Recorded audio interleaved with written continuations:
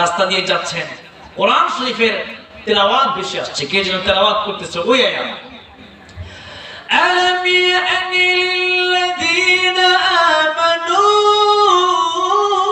আও তাখশা কুলুবুহুম আও তাখশা কুলুবুহুম লিযিকরিল্লাহ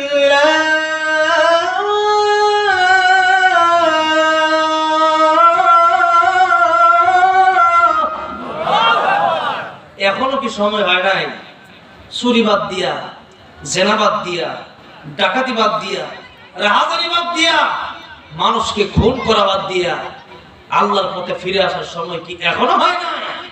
আর কত চুরি করবা, আর কত ডাকাতি করবা, আর কত বদমাইশি করবা? এই কথা যখন তার কানে গেছে, ফুজাইল ইবনে আয়াজ রাহমাতুল্লাহ আলাইহি ওই কারি সাহেবের দরজায় এসে নক দিলেন। সারা ডাকাতি কইরা আসছে, চোখগুলো লাল হয়ে রইছে। নক দিছেন, কারি সাহেব দরজা খোলেন। কারি সাহেব দরজা খুললেন, খুলে দেখেন এটা কি ফুজাইল ইবনে আয়াজ নাকি আফজাল আমার ঘরে আসছে, লাল লাল দুটো চক্ষু নিয়া। ফুজাইল ইবনে আয়াজ রাহমাতুল্লাহ আলাইহি বললেন, কারি সাহেব আপনি যে তেলাওয়াতটা করতেছিলেন ওই তেলাওয়াতটা আপনি আবার করেন। কারি সাহেব ভাবলো ওই তেলাওয়াত করলে না জানি আমার চাকু দিয়ে ভাত দেয়। কিন্তু ফুজাইল ইবনে আয়াজ রাহমাতুল্লাহ আলাইহি বলেন, কারি সাহেব আপনি ভয় পায়েন না, আপনি যে আয়াতটা পড়েছেন আপনি আবার পড়েন। কারি সাহেব আবার তেলাওয়াত শুরু করলো, আলাম ইয়ানি লিল্লাযীনা আমানু আও তাখশা কুলুবুহুম আও তাখশা কুলুবুহুম লিযিকরিল্লাহ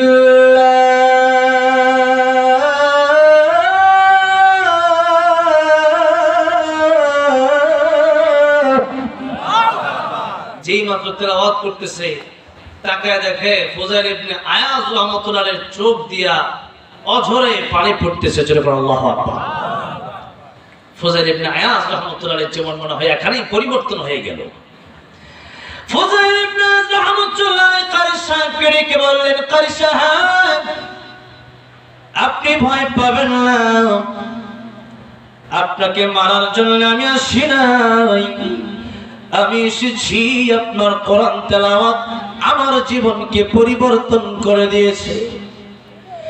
সারা রাত আপনি আল্লাহর কোরআন তেলাওয়াত করেন আর আমি মানুষের হক মেরে খাই। আমার জীবনে এতদিন পর্যন্ত আল্লাহর কোরআনের আয়াত এরকম শুনি নাই, আমার পরিবর্তন হয় নাই। আজকে আল্লাহর কোরআনের আয়াত শুনে আমার জীবনের পরিবর্তন হয়ে গেল। আপনার হাতে যে হাত রাখলাম, আর জীবনে কোনোদিন আমি ডাকাতি করব না, আর জীবনে কোনোদিন মানুষের জমি আমি নেব না, মানুষের গলায় ছুরি ধরব না। এই যে আপনার হাতে হাত রাখলাম, এই যে তওবা করলাম, আর জীবনে আল্লাহর হুকুমের অমান্য আমি করব না, এমন তওবা করলেন। কোরআন শরীফের একটা আয়াত শুনে ওই ফুজাইল ইবনে আয়াজ রাহমাতুল্লাহ আলাইহি যিনি ছিলেন বিশ্ববিখ্যাত ডাকাত, তিনি আল্লাহর কোরআনের একটা আয়াত শুনে বিশ্ববিখ্যাত আল্লাহর ওলি হিসাবে আল্লাহর কাছে তিনি গ্রহণযোগ্যতা পেয়ে গেলেন। একটা আয়াত শুনে এক রাতের কারণে জীবনের বেশিরভাগ সময় নষ্ট করার পরেও সে ব্যক্তি আল্লাহর ওলি হয়েছে। এমনকি আল্লাহর নবীর কাছে এসেছে, মৃত লাশের সাথে জিনা করে ফেলেছে। নবীজি বললেন তুমি আল্লাহর কাছে তওবা করো, আল্লাহ তোমাকে মাফ করে দেবেন। জোরে করো সুবহানাল্লাহ।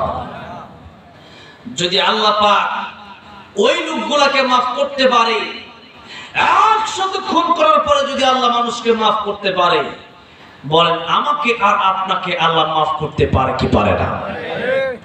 কিন্তু এখন যদি এমন হয় যে সারা জীবন গুনাহ করছি,